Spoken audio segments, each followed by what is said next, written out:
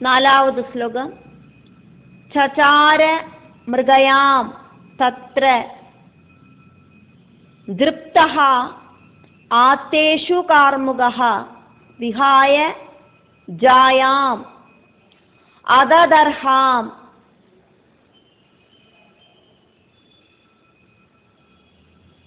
മൃഗ വ്യസന ലാലസഃ. ചചാര മൃഗയാം തത്ര ദൃപ്ത ആതേഷു കാർമുക വിഹായ ജായാമദദർഹാം മൃഗവ്യസന ലാലസഃ.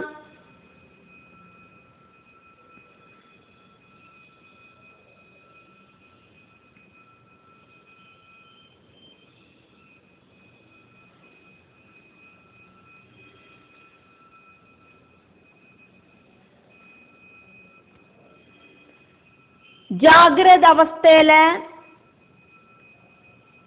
വിദ്യ അവിദ്യാരൂപങ്ങളില് മായൈ ആക്ടിവേറ്റ് ആകും.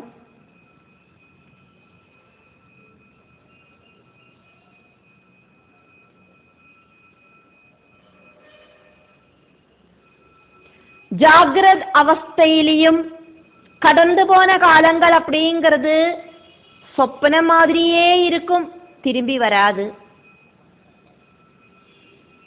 ஜாகிரத அவஸ்தையில இருக்கிற அஜ்ஞான புத்தி சொப்னாவஸ்தையில இல்லை. சொப்னத்துல ஸ்தூலமான சரீரமும் பிரவர்த்திக்காது, புத்தியும் பிரவர்த்திக்காது. சூக்ஷ்மமான அந்தக்கரணம் மட்டும்தான் സ്വപ്നാവസ്ഥയില പ്രവർത്തിക്കും. ദൃപ്തഃ അഹങ്കാരത്തോടു കൂടിയിട്ട് ആത്മസ്വരൂപത്തെ മറന്നവനായിട്ട് ആത്തേഷു കാർമുകഃ. ഇഷു ചൊനന അമ്പ്, കാർമുകം ചൊനന വില്ല്. ആത്തേഷു കാർമുകഃ, അമ്പും വില്ലും കയ്യിലെടുത്തുണ്ട്. മൃഗവ്യസനലാലസഹ, മൃഗങ്ങളെ വേട്ടയാടുறதுல ரொம்ப ரொம்ப താല്പര്യത്തോടു കൂടിയിട്ട് അതദർഹാം,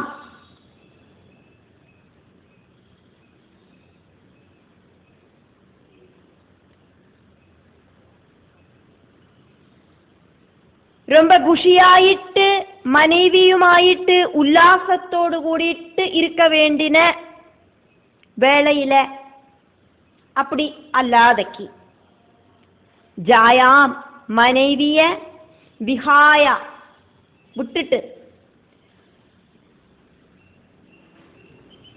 தன்னந்தனியா தத்ர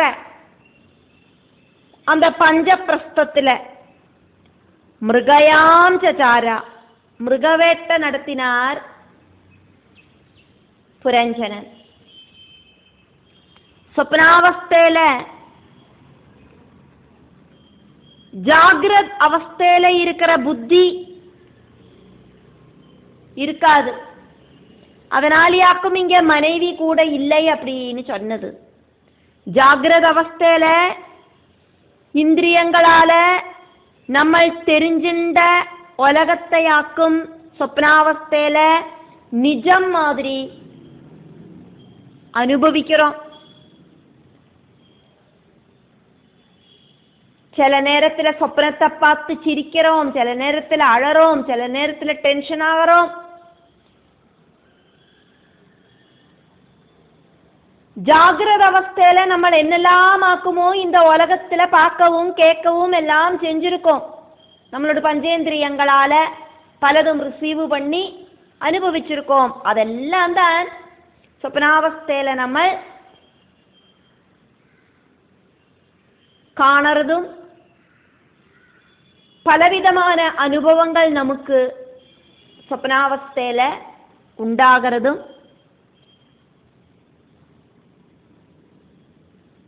ജാഗ്രത് അവസ്ഥയിൽ നമ്മൾ അനുഭവിച്ച പല വിഷയങ്ങളും സ്വപ്നാവസ്ഥയിൽ ഉണ്മൈ മാതിരി തെരിയും.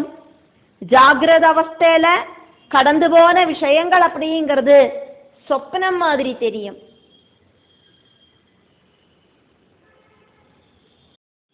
அஞ்சாவது ஸ்லோகம். ஆசுரீம் விருத்திம் ஆஸ்ரித்ய ஆசுரீம் விருத்திம் ஆஸ்ரித்ய கோராத்மா நிரனுக்ரஹ ன்யஹனன் நிஷிதைஹி பாணைஹி வனேஷு வனகோச்சரான்.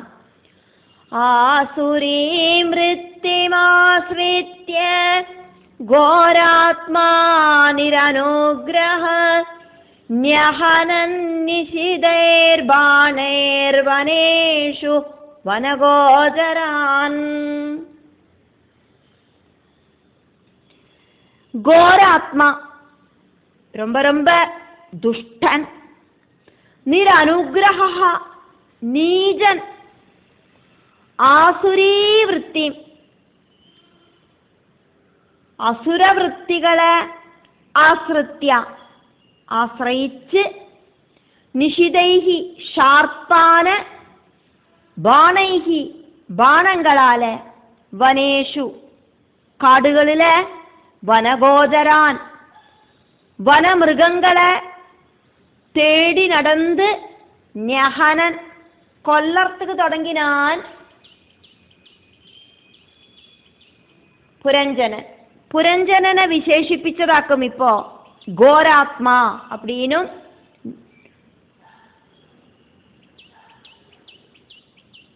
அசுரப்பிரவൃத்திகள் செய்யறவன் அப்படின்னும் நீஜன் அப்படின்னும் எல்லாம்.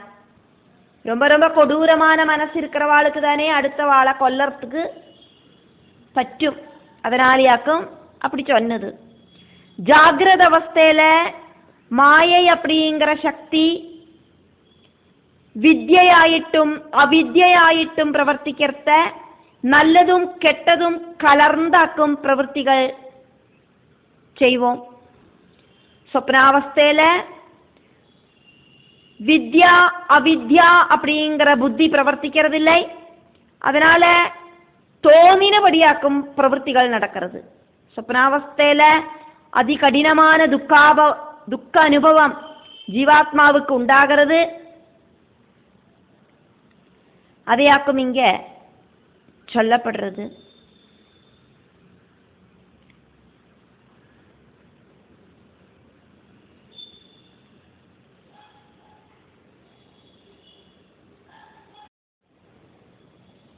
ஆறு, ஏழு, எட்டு ஸ்லோகங்கள்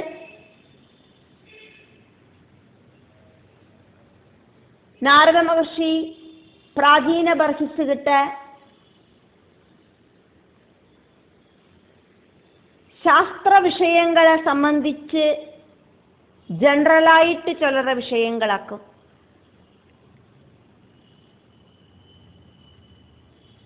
ആറാவது ശ്ലോകം. തീർത്ഥേഷു പ്രതിദൃഷ്ടേഷു രാജാ മേദ്യാൻ പശൂൻ വനേ യാവത് അർത്ഥം അലം ലുബ്ധഃ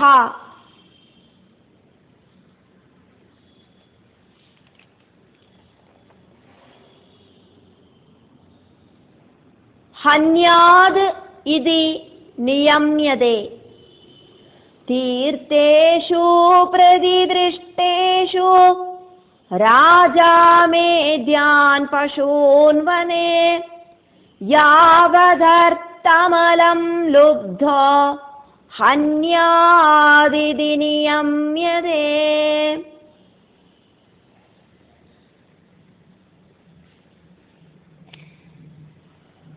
അലം ലുബ്ധഃ கொஞ்சம் கூட കഞ്ചം പിടിക്കാതെക്ക്, கொஞ்சம் கூட കുറവില്ലാതെക്ക് ധാരാളം മൃഗങ്ങളെ വേട്ടയാടി സ്വപ്നാവസ്ഥയിലെ അധർമ്മം ചെഞ്ചാർ പുരഞ്ജനൻ.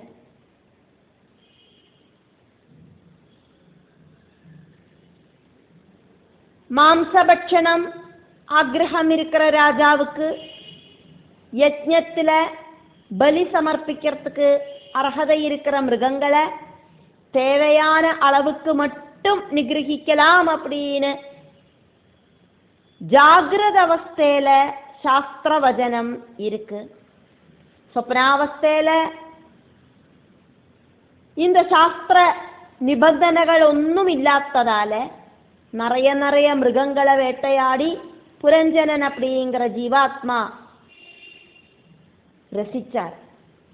சாஸ்திரங்களில் சொல்லியிருக்கிற மிருகங்களை கொல்லறதுக்கான நியமங்களை சொல்லப்படுறது. தீர்த்தேஷு புனிதமான முகூர்த்த காலங்களில், யஜ்ஞ கர்ம அனுஷ்டான காலங்களில், பிரதிதிருஷ்டேஷு பலி சமர்ப்பிக்கிறதுக்கு அர்ஹதை இருக்கிறதாயிட்டு சொல்லப்பட்டிருக்கிற மேத்யான் பசூன் யாக யஜ்ஞங்களில் சமர்ப்பிக்கிற மிருகங்களை யாவது அர்த்தம் தேவைக்கு மட்டும் சாஸ்திரத்தில் சொல்லியிருக்கிற அளவு மட்டும் ஹன்யாது வதிக்கேண்டதாக்கும். இது இப்படின்னு நியமத்தில் விதிக்கப்பட்டிருக்கு. இந்த நியமங்கள் எல்லாம் ஜாகிரத அவஸ்தையிலாக்கும் இருக்கு. ஆனால் சொப்னாவஸ்தையில இதே மாதிரி எந்த ஒரு சாஸ்திர விதியும் இல்லாததால ரொம்ப குருவலாயிட்டு கொஞ்சம் கூட குறவில்லாதக்கு நிறைய மிருகங்களை ராஜா வேட்டையாடி ரசிச்சார்.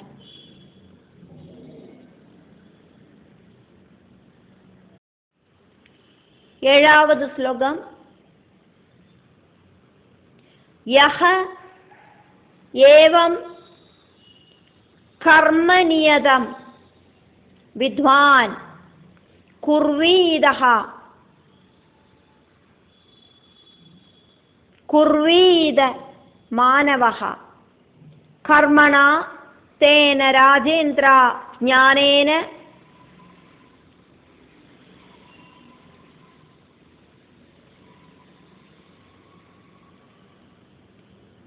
நஹ சஹ லிப்யதே.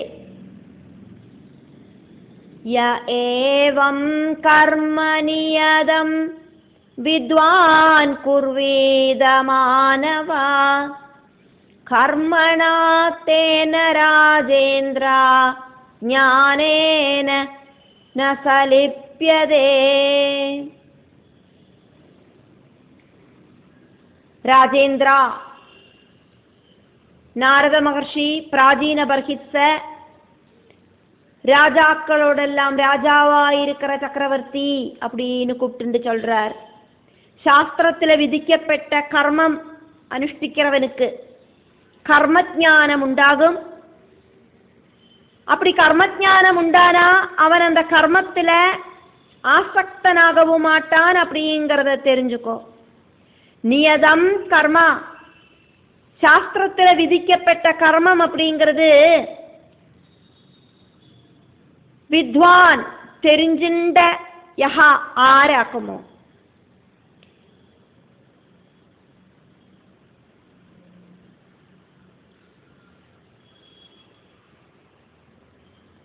ஏவம் சாஸ்திரத்தில் சொன்னபடி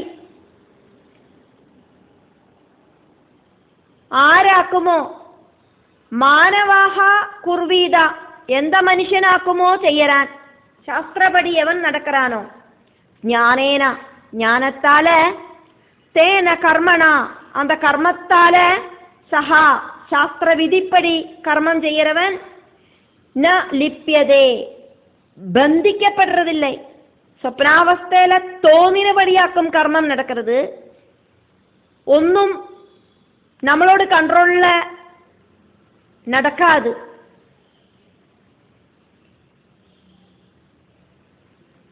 ஆனா ஜாகிரத அவஸ்தையில சாஸ்திரத்துல விதிக்கப்பட்ட மாதிரி மனுஷன் நடந்துட்டானாக்கா அவனுக்கு கர்ம பந்தனங்கள் உண்டாகாது.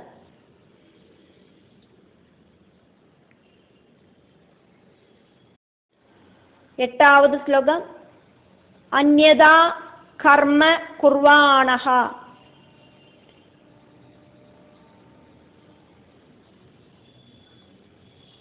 മാന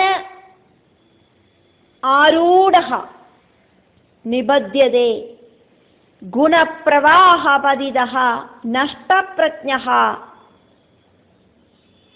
വ്രജതി അതഃ അന്യഥാ കർമ്മ കുർവാണോ മാനാരൂഢോ നിബധ്യതേ ഗുണപ്രവാഹപതിതോ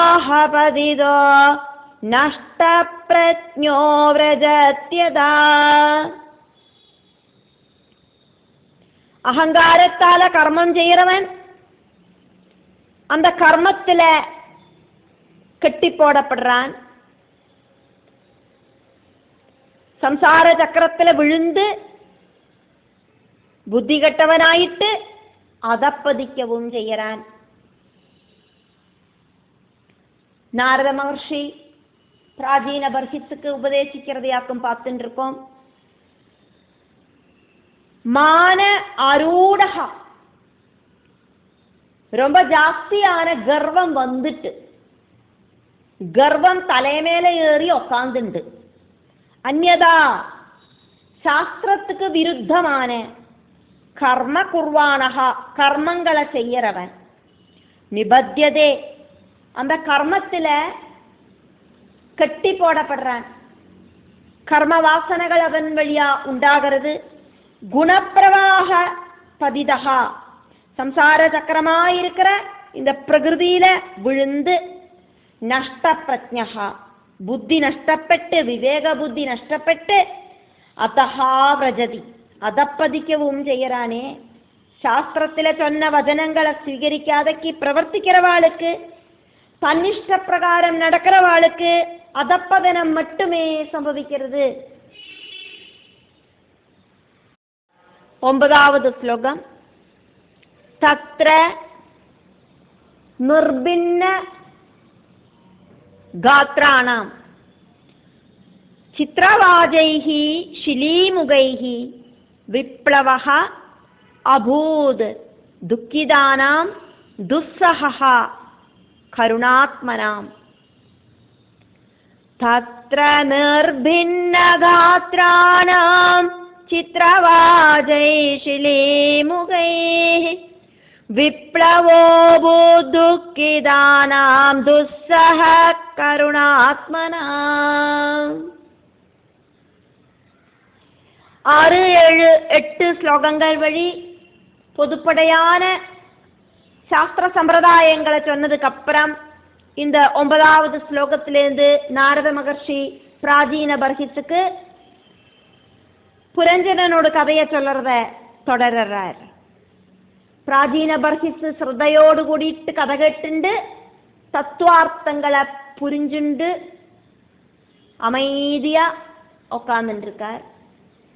3 ஸ்லோகங்கள் வழி தர்மசாஸ்திர நீதிகளை எடுத்து சொல்லிட்டு மறுபடியும் இந்த ஸ்லோகத்திலேருந்து புரஞ்சனனோட கதையை தொடர்றார் நாரத மகர்ஷி.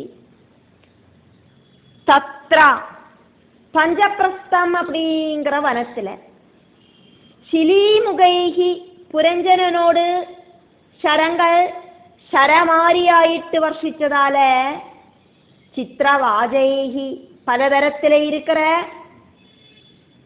പറവകളോട് റക്കകളാല ഡെക്കറേറ്റ് ചെയ്യപ്പെട്ട ശരങ്ങളാല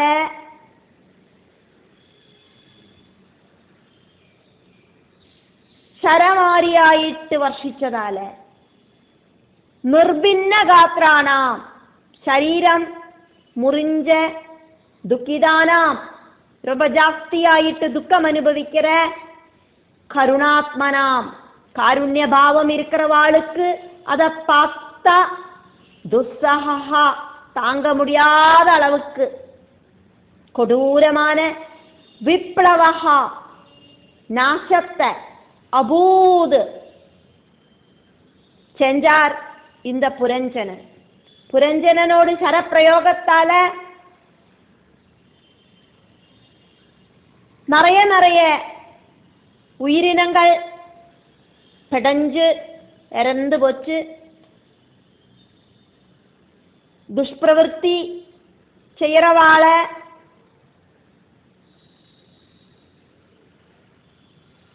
சத்குணம் இருக்கிறவாளுக்கு ஏத்துக்கிறதுக்கு சாதிக்காது. துஷ்பிரவൃத்தி செய்யறவாளோடு துஷ்பிரவൃத்திகளை பார்த்தா சத்புத்தி இருக்கிறவா சங்கடப்படுவா.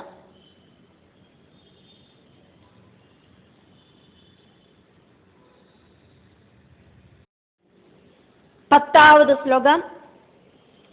சசான் வராஹான் மகிஷான் கவயான் ருரு ஷல்யகான்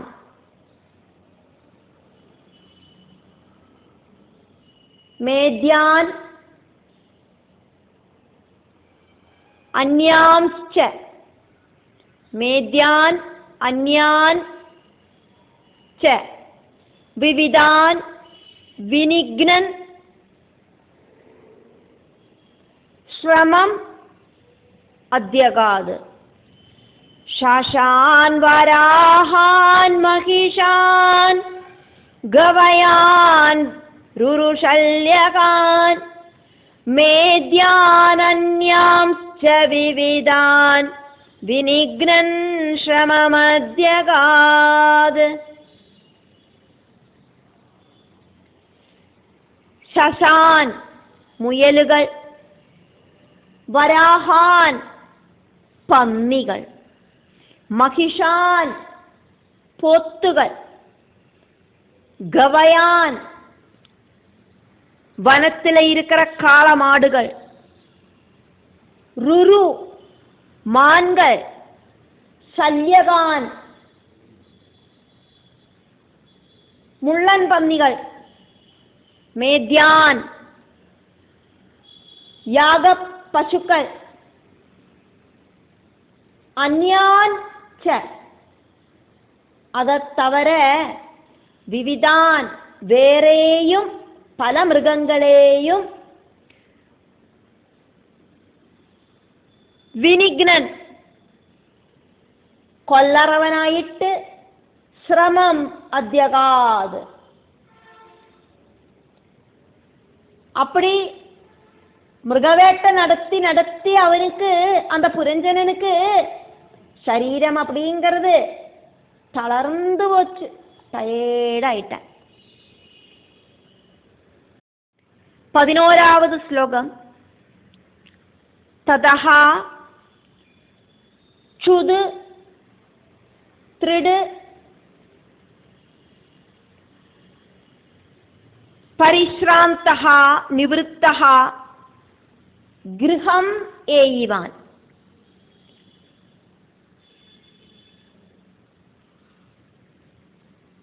கிருதஹ ஸ்நானஹ உஜித ஆஹாரஹ சம்விவேஷ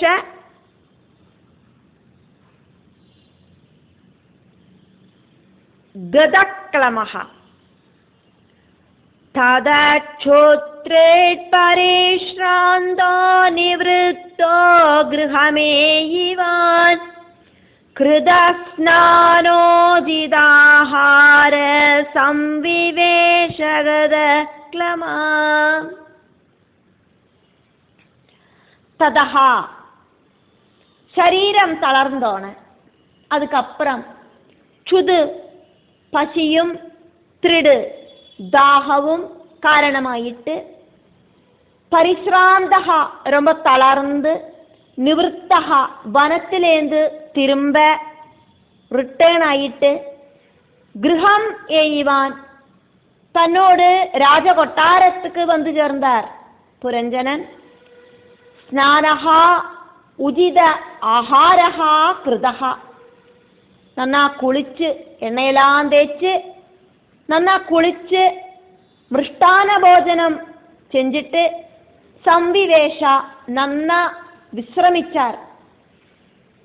கதக்லமஹா அப்படி டயர்டெல்லாம் போக்கினார். சொப்னாவஸ்தையிலேருந்து மறுபடியும் ஜீவாத்மா ஜாகிரத அவஸ்தைக்கு வந்து சேர்ந்தது அப்படிங்கிறதையாக்கும் இங்க சொல்லப்பட்டது. சொப்பனத்திலேருந்து இப்ப முழிச்சாச்சு. 12வது ஸ்லோகம். ஆத்மானம்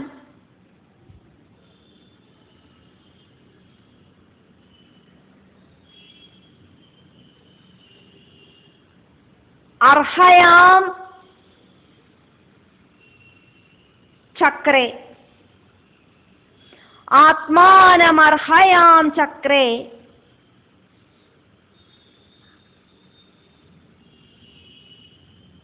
தூப ஆலேப ஸ்ரக் ஆதிபிஹி சாது அலங்கிருத சர்வ அங்கஹா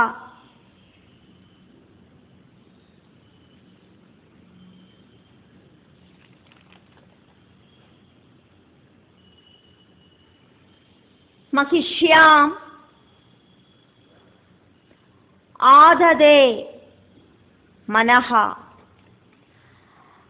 ஆத்மானமர்ஹயாஞ்சக்ரே தூபாலேபஸ்ரகாதிபி தூப ஆலேப ஸ்ரக் ஆதிபிஹி ஆத்மானமர்ஹயாஞ்சக்ரே தூபாலேபஸ்ரகாதிபி சாத்வலங்கிருத சர்வாங்கோ மகிஷ்யாமாததே மனா. தூப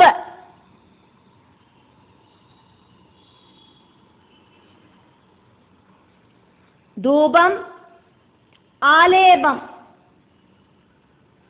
பலவிதமான குறிக்கூட்டுகள், குங்குமம் சந்தனம் இப்படி இருக்கிற குறிக்கூட்டுகள், ஸ்ரகு மாலை, ஆதிபிகி இதெல்லாம் ഉപയോഗിച്ച് ആത്മാനം പുരഞ്ജരൻ സ്വയം അർഹയാം ചക്രേ നന്ന അലങ്കാരം பண்ணிட்டார். தூக்கத்திலேந்து முழிச்சோனே, சொப்னத்திலேந்து முழிச்சோனே, ஜாகிரத அவஸ்தைக்கு வந்தோனே ശരീരബോധം ഉണ്ടാச்சு. ശരീരബോധം ഉണ്ടായി വന്ന ജീവാത്മാ ശരീരത്തെ അഴകുള്ളതാക്കി തീർത്തത്. സാധു അലങ്കൃത സർവ അംഗഹ നന്ന ரொம்ப ஜோராயிட்டு ശരീരം മുഴുവൻ അലങ്കാരം செஞ்சோனே, രാജപ്രൗഢിയോട് കൂടിയിട്ട് വസ്ത്ര ആഭരണ അലങ്കാരങ്ങളെല്ലാം നടത്തിനോണെ. പട്ടുവസ്ത്രങ്ങളും പലവിധமான ആഭരണങ്ങളും കിരീടവും എല്ലാം ധരിച്ചുണ്ട്. அப்படி ஒரு ராஜபிரௌடி அங்க வந்தோனே, இப்போ அவருக்கு அவரோட மனசுல மனஹா മനസ്സില പ്രകൃതിയുമായ ഒരു കണക്ഷൻ വന്നു ചേർന്നത്. பிரகிருதியுமாயிட்டு கனெக்டடாயிருக்கிற அஜ்ஞான புத்தியாயிருக்கிற மகிஷ்யாம் மனைவி அப்படிங்கிறவள் அந்த மனசுக்குள்ள வந்துட்டா.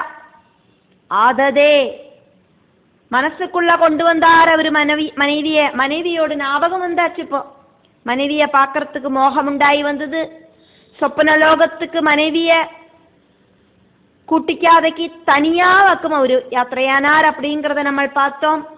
வனவேட்டையெல்லாம் சொப்னத்துல முடிஞ்சதுக்கு அப்புறம் சொப்னத்திலேருந்து இப்ப ஜாகிரத அவஸ்தைக்கு தான் மறுபடியும் அந்த ஜீவாத்மா வந்தோன்னே சரீரபோதம் வந்தாச்சு. சரீரபோதம் வந்ததாலேயே குளிச்சு சுந்தர குட்டப்பன் ஆயிட்டு அந்த மனசு இப்ப மனைவிய நினைச்சுது.